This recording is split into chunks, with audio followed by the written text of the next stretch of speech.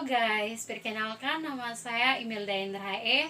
Saya mahasiswi dari Universitas Patimura, Fakultas Keguruan dan Ilmu Pendidikan, Program Studi Pendidikan Guru Sekolah Dasar, di mana saya akan melakukan wawancara terkait perkembangan COVID-19 atau coronavirus dan PSBB.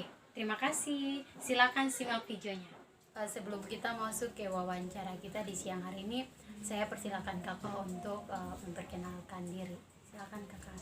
Ya baik, terima kasih. Perkenalkan, nama saya Maria Sumta Batil Murik. Saya mahasiswa Universitas Patimura Ambon, Fakultas Keguruan dan Ilmu Pendidikan, Program Studi Pendidikan Luar Sekolah, dan saya saat ini mahasiswa semester 6. Terima kasih. Terima kasih kakak. Kita langsung masuk ke wawancaranya. Pertama, bagaimana pandangan kakak dalam menyikapi kondisi dan situasi COVID-19 saat ini? Ya baik, terima kasih. Jadi sebagai masyarakat yang saat ini berdomisili di Kota Ambon, saya sendiri menanggapi peristiwa COVID-19 yang menimpa kita, khususnya di Kota Ambon. Saya rasa bahwa kurangnya ada kesadaran dari masyarakat yang dilakukan oleh pemerintah sudah sangat betul, dan pemerintah meminta kita untuk tetap mematuhi anjurannya, yaitu mengikuti protokol pemerintah. Kita tetap karantina mandiri di rumah dan jaga jarak dan lain sebagainya. Keluar rumah pun menggunakan masker. Namun kita melihat situasi dan kondisi saat ini bahwa ada masyarakat yang mengindahkan apa yang dianjurkan oleh pemerintah, namun ada juga yang tidak mengindahkan anjuran pemerintah itu. Masyarakat masih acuh tak acuh dengan keadaan, ada yang keluar rumah bebas tanpa menggunakan masker, dan kejadian ini lebih nampak kepada anak-anak muda saat ini, di mana mereka keluar bebas dengan motor dan saat itu juga tidak menggunakan masker. Nah, tanpa disadari bahwa hal ini juga berdampak negatif bagi kesehatan mereka sendiri dan juga untuk keluarga mereka, sehingga perlu adanya kesadaran dari kita sendiri untuk sama-sama kita menangani wabah ini sampai selesai. Terima kasih kakak. Dan mungkin ada tanggapan sedikit, masukan untuk pemerintah, yang mana kita melihat bahwa proses berjalannya rantai virus corona ini dia menyebar lewat sentuhan, maka itu walaupun masyarakat ada yang sudah mengindahkan aturan pemerintah untuk kita tetap tinggal di rumah, namun kalau misalkan perhubungan dari kapal dan pesawat itu tidak ditutup, maka otomatis lebih mempermudah penyebaran virus di Kota Ambon sendiri. Karena kebanyakan kita lihat pada beberapa bulan yang lalu ada beberapa masyarakat yang terjangkit wabah corona ini, mereka yang melakukan pelayaran dari luar daerah Ambon dan datang untuk sampai di Kota Ambon mereka terpapar virus itu. Maka itu perlu ada ketegasan dari pemerintah Kota Ambon untuk kalau bisa perhubungan untuk sementara ini ditutup dulu, karena untuk beberapa bulan ini saya mendengar sendiri dari Kelurahan Mangga 2 bahwa ada kapal putih yang sudah beroperasi secara bebas, dan tanpa disadari bahwa hal ini juga akan mempermudah kita virus ini kembali menyebar, sehingga mungkin perlunya diperhatikan juga oleh pemerintah. Terima kasih. Selanjutnya bagaimana pandangan kakak juga dalam menyikapi PSBB? Iya, jadi yang kita tahu di Kota Ambon ini bahwa PSBB ini kan dia pembatasan sosial berskala besar. Jadi itu ada peraturan juga dari wali kota sendiri mengeluarkan aturan bahwa tetap kita beroperasi, proses masyarakat itu tetap berjalan lancar, namun kita tetap ada dalam menjaga jarak dan lain sebagainya. Maka itu saya rasa bahwa ini juga aturan yang baik demi keselamatan kita semua. Maka itu perlu adanya kesadaran saja dari masyarakat untuk bagaimana kalau misalkan kita peduli kepada kesehatan kita, peduli kepada keluarga kita, maka itu kemanapun kita pergi kita harus tetap jaga menggunakan masker dan lain sebagainya ya, dan kita tetap mengikuti aturan pemerintah supaya tetap keadaan kita semuanya pulih sampai pada berakhirnya pandemi ini. Selanjutnya kan jika sebelum PSBB diterapkan juga aktivitas masyarakat saat ini dibatasi. Bagaimana pandangan kakak dalam menyikapi aktivitas dalam perekonomian masyarakat pada situasi COVID-19 saat ini? Iya, jadi untuk perekonomian ini kita berbicara untuk saat ini bukan cuma masyarakat sendiri, tapi khususnya di negara ini mengalami vakumnya perekonomian karena kita lihat para buruh, terus para ini supir yang saat ini lebih nyatanya di Kota Ambon. Kita lihat bahwa awalnya pada saat sebelum adanya COVID-19 ini saja supir itu mencari penumpangnya itu sangat susah, di mana penumpangnya susah, dan walaupun tidak ada pembatasan penumpang dalam mobil itu harus dibatasi targetnya berapa penumpang, itu pun masih susah, apalagi sampai saat ini yang mana mulai dari adanya COVID-19 ini, dari perhubungan sendiri meminta para supir angkot untuk dalam mobil itu dibatasi 5-6 orangnya di dalam, menjadi jaraknya 1 meter. Nah, keadaan ini juga membuat para para kepala rumah tangga yang membiayai anak-anak mereka, khususnya mereka yang bermata pencarian sebagai supir angkot, itu memang sangat mengalami kesusahan. Dan juga untuk mahasiswa yang orang tuanya petani, itu pun juga sangat mengalami kesusahan, kesulitan untuk menafkahi keluarga, apalagi untuk anak-anak yang di tanah perantauan. Untuk saat ini juga prosesnya pembayaran uang semester dan lain sebagainya untuk bulan depan nanti, pastinya banyak orang tua yang mengalami kesulitan dalam mencari uang untuk kebutuhan anak-anak mereka. Mungkin itu permasalahan yang terjadi di saat ini. Ya, selanjutnya bagaimana pengalaman masa-masa sekolah kakak di kampung dan apa kesan yang mendalam? Iya, kalau pengalaman sekolah di kampung memang pengalamannya itu ada yang baik, ada yang buruknya juga. Tapi mungkin yang lebih diambilnya ini pengalaman terkait dengan dalam proses pembelajaran, tenaga guru di sekolah. Ya, kalau saya di SMP Kuruna Malusi Kerawayan itu kami sekolahnya itu memang siswa punya semangat untuk belajar sangat, tapi ada juga kendala yang kami temukan itu kurangnya tenaga guru, sehingga walaupun dengan semangat belajar, kami belajar dengan keterbatasan kami, sehingga dalam proses pembelajaran ya kami berprestasi, tapi tidak berprestasi seperti siswa-siswi yang di perkotaan kan difasilitasi dengan alat sekolah yang lengkap segala macam. Tapi pengalaman sekolah kami tetap menganggap itu bukan sebagai halangan untuk kami belajar, tapi itu sebagai motivasi untuk kami, sehingga sampai saat ini kami bisa ada di bangku perkuliahan. Itu saja. Ya, terima kasih kakak atas waktu dan kesempatannya. Selamat siang saudara. Di sini saya ingin mewawancarai saudara. Apakah saudara ada waktu untuk mewawancarai? Iya, saya bersedia.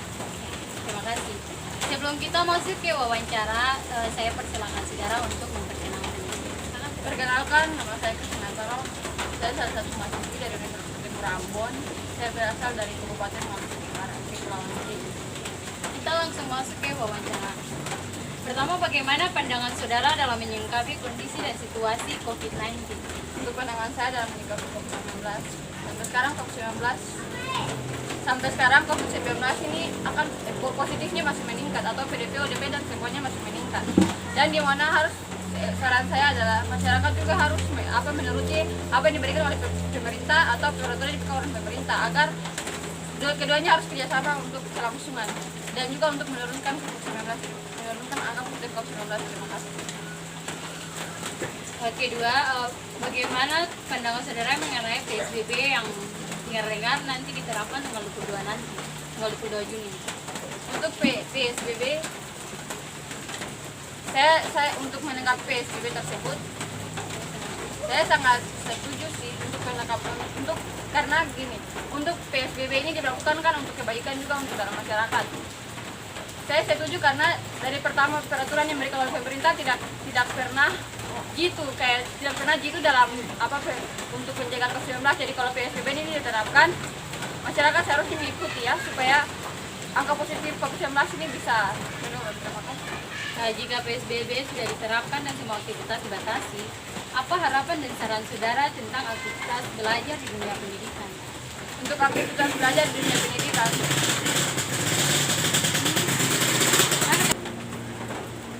jika PSBB diterapkan di Kota Ambon, otomatis semua aktivitas itu dibatasi begitu. Sehingga di sini apa harapan dan saran saudara tentang aktivitas belajar di dunia pendidikan? Untuk aktivitas belajar di pendidikan, ketika saya menanggapi hal ini, saya memberikan tanggapan saya bahwa untuk PSBB ini dalam dunia pendidikan, seharusnya pemerintah harus melihat apa ya, untuk mahasiswa ini, kan mahasiswa sekarang ini mereka melakukan kuliah online. Jadi untuk kuliah online pun harus uang yang mereka keluarkan. Jadi otomatis harapan saya kepada pemerintah bahwa pemerintah harus melihat juga kondisi mahasiswa yang sekarang dan memberikan bantuan yang secukupnya untuk pendidikan yang dilakukan oleh mahasiswa untuk melangsungkan pendidikan. Selanjutnya, bagaimana pengalaman masa-masa sekolah saudara di kampung dan apa kesan yang mendalam untuk sekolahnya? Untuk pengalaman sekolah saya di kampung, menurut saya sangat bahagia ya. Karena di kampung banyak sekali aktivitas yang kami lakukan ya. Bukan saat ini kan dimana perkembangan iptek atau teknologi sekarang sudah canggih dan dimana anak-anak sekolah itu hanya mereka setiap hari main game. Saya melihat kebanyakan di sini masih anak-anak sekolah itu main game. Oh, di sekolah saya di sekolah waktu SMP, SD, kami semuanya suka bermain dan dimana ketika kami bermain itu kami melakukan interaksi yang baik dan juga kami melangsungkan pelajaran dengan baik. Dimana setelah kami pulang sekolah itu kami selalu belajar. Karena di kampung itu kan orang tua selalu memberikan menyuruh kami untuk belajar, otomatis kami belajar karena tidak ada hal-hal atau teknologi yang mengganggu kami di situ. Kalau sekarang yang saya lihat bahwa kalau sekarang itu anak-anak lebih mengacu kepada game-game online. Terima kasih. Dan untuk harapan saya untuk anak-anak sekarang, saya mengharapkan bahwa kemajuan teknologi itu sangat baik ya, tapi dimana kita harus pintar-pintar dalam mengoperasikan teknologi tersebut. Terima kasih. Mungkin itu saja yang bisa saya wawancarai. Terima kasih atas waktu dan kesempatan. Oh, selamat siang. Di sini saya ingin mewawancarai saudara. Tapi sebelumnya, apakah saudara ada waktu untuk diwawancarai? Boleh ya. Terima kasih. Sebelum kita masuk ke wawancara, saya persilakan saudara untuk memperkenalkan nama. Nama saya Giovanni Waretiau. Saya dari Lakot MBD. Terima kasih. Pertama, bagaimana pandangan saudara dalam menyingkapi kondisi dan situasi COVID-19 saat ini? COVID-19, masalah yang paling rumit akhir-akhir ini, kita tahu ya. Iya. Sebagai masyarakat, kita kurang alat untuk mengecek berita akhir-akhir ini di media online. Oleh karena itu, kita tidak bisa membedakan mana kabar hoax dan mana yang kabar betul atau benar. Yang kita kurang alat untuk memverifikasi berita. Oleh karena itu, kepanikan di masyarakat akhir-akhir ini begitu memenuhi timeline medsos ya kita lihat. Jadi sebagai masyarakat kiranya kita lebih bijak lagi dalam menanggapi persoalan ini. Saya kira itu saja. Terima kasih. Terima kasih. Selanjutnya, bagaimana pandangan saudara dalam menyingkapi PSBB? PSBB. Ya. Manusia itu esensinya sosial. Kita hidup pada lingkungan sosial dan sosial telah lama menjadi makna kita sebagai manusia. Oleh karena itu, ketika kita menghalangi orang untuk bersosial, artinya kita kehilangan esensi kita sebagai manusia. Tapi COVID mengajarkan kita untuk lebih bijak lagi dan kita bertaruh, kita memilih mana yang kita dahulukan, esensi sosial kah atau kesehatan kita. Terima kasih.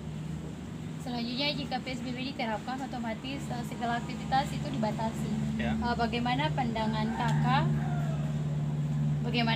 kakak dalam menyingkapi kondisi sosial budaya pada situasi COVID-19 saat ini? Dan apa harapan dan saran dari kakak? Seperti yang saya jelaskan tadi, manusia sejak dulu dibangun atas interaksi sosial.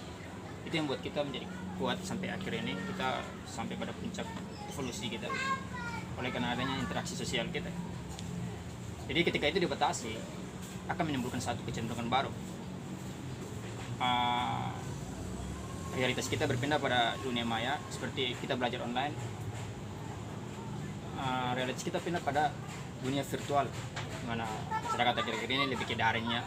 Itu Jadi setidaknya ada kebijakan dari pemerintah atau pembelajaran dari pemerintah untuk semacam nilai-nilai etis dalam pembelajaran PSBB supaya kita tidak kehilangan rasa sosial kita kepada orang lain, karena akhir-akhir ini kita semakin menganggap orang lain adalah memiliki penyakit ya karena akibat kepanikan kita terhadap corona. Jadi itu aja yang saya pikir kita harus benahi soal nilai-nilai PSBB yang seharusnya kita dalami dari nilai-nilai etisnya. Terima kasih. Selanjutnya bagaimana pengalaman masa-masa sekolah saudara di kampung? Masa-masa sekolah ya? Ya, dan kesan yang mendalam. Wow, dari COVID ke masa-masa sekolah. Ya, Di kampung seru. Ya. Pertama, kedua luar biasa karena kita belum terlalu dijamah oleh handphone semisal itu. Jadi masa-masa sekolah waktu di kampung itu luar biasa dalam hidup karena memberikan kita tidak dimanjakan oleh Google untuk mencari tugas. Terima kasih. mungkin itu saja yang bisa saya wawancarai. Terima kasih atas waktu dan kesempatannya.